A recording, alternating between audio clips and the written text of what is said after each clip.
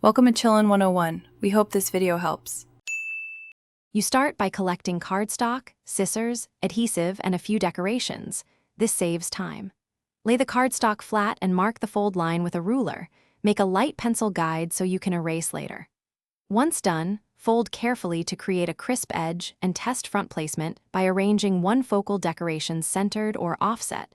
This determines balance.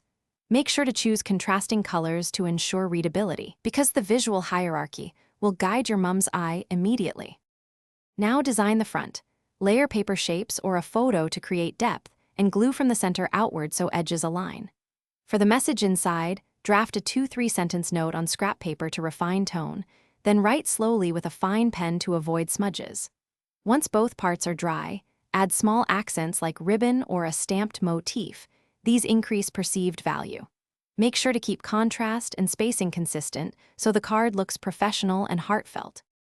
Finish by trimming any stray edges and pressing the card flat under books to set folds. This ensures a clean final look. If glue smudges or alignment is off, cover small flaws with a decorative sticker or a tiny paper layer. A white gel pen can fill visible gaps. Once satisfied, place the card in an appropriately sized envelope and write your mom's name and the date on the back. If something still looks crooked, recenter the focal element and repress to correct alignment.